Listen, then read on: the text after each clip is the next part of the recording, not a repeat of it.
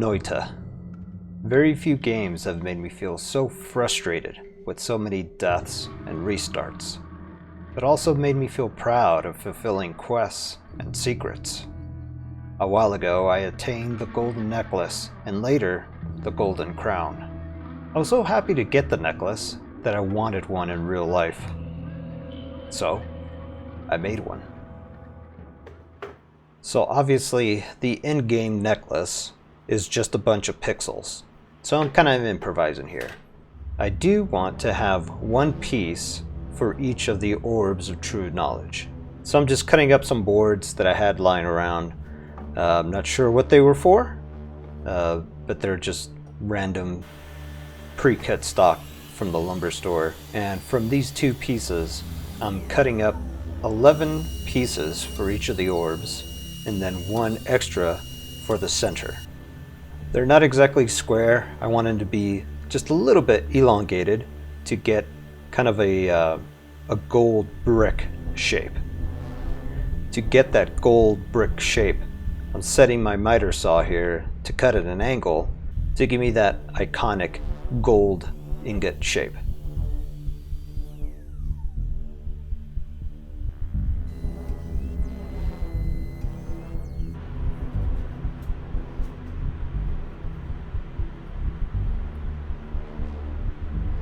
So there's my 11 and then my centerpiece. I got this paint on sale. The color doesn't really matter. This is more of a primer for the wood for the gold paint later on.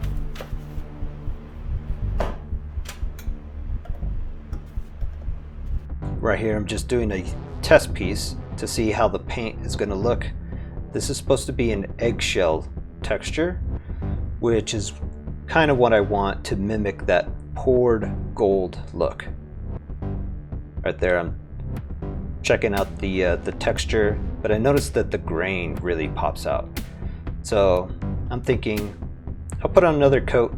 I think in the end I did 3 coats to hopefully hide the grain. While that dries, I'm sanding down all the bricks, trying to lower the grain as much as I can.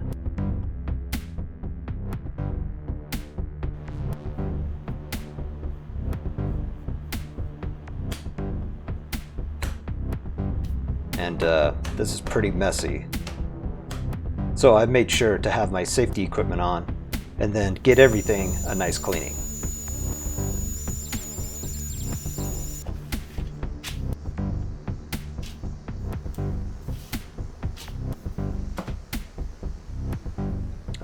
This is the gold that I picked out, and while opening the cap I snapped the tip off there.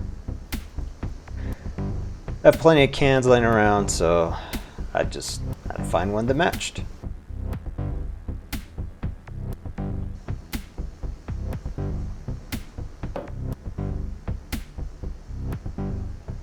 I sprayed upside down to make sure to get all the old gunk out of that tip, and then applied the first coat to see how it would look. Now this is a test piece, so the grain is going to pop out, but I wanted to see just how much.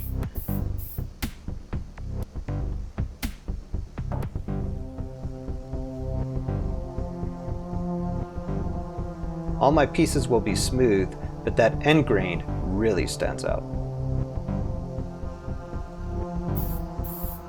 I'm giving it another coat, and I decided to test out how it would look on bare wood, and not great. It just soaks into the fibers and just makes a blotchy mess, so the pieces have to be primered.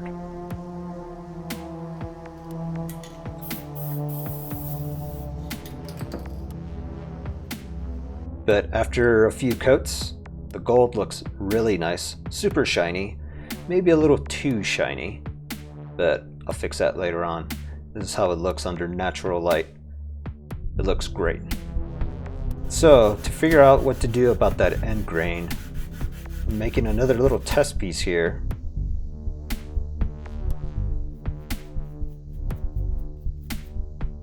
And I'm going to spray it with some shellac to hopefully seal up the pores and maybe fill in the gaps.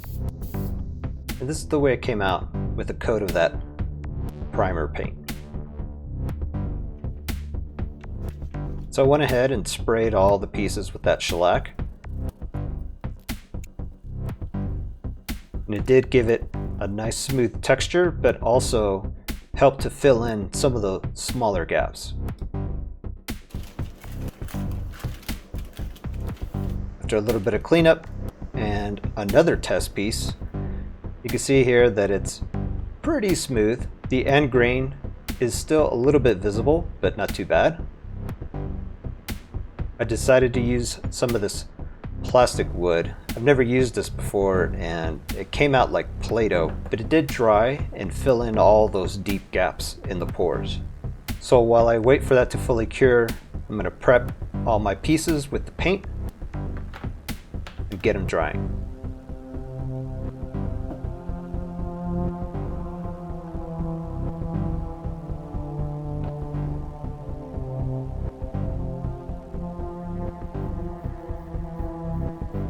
You can see the bottom piece here has that plastic wood.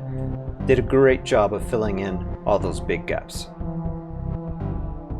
I'm doing this for all of them, including the test pieces. Getting them all at least 2 coats of paint.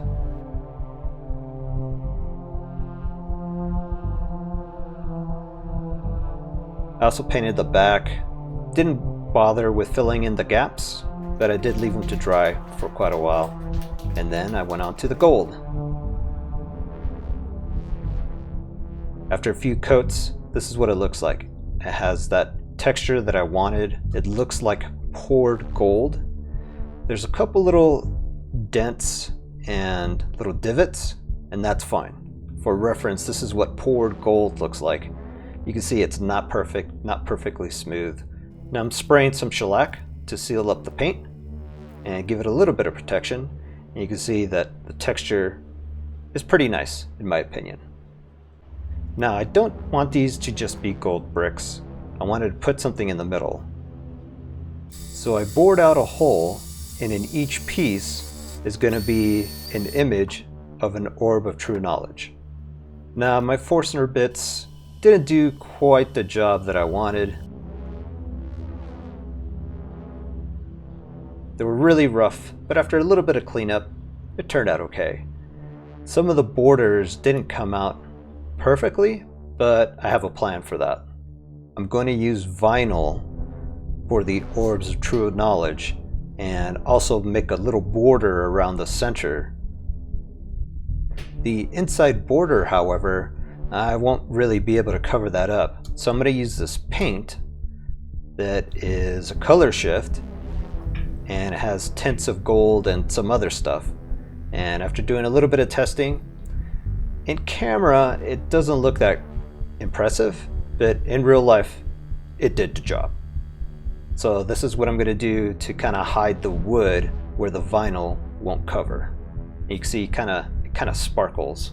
My hope is to kind of give it a magical effect, but unfortunately the camera and the photos don't really do it justice. So for the vinyl, I had to learn a new skill here. I bought a machine, had to learn the software, and then draw up all the orbs of true knowledge, all the icons, and try to get them so they can come out of this vinyl machine. You can see it's somewhat accurate, but in the end, the effect does pay off. And after a little bit of trial and error, eventually I got perfect circles and perfect cutouts of all the orbs. You can see the vinyl tears away nicely. This will cover up all the wood, and with that little border, it'll cover up all the gouges from the Forstner bits. I went with this kind of reflective blue to mimic the blue glow that the orbs of true knowledge have. And for the icons, I went with this gold that has a little bit of red and orange. It doesn't look right on the camera.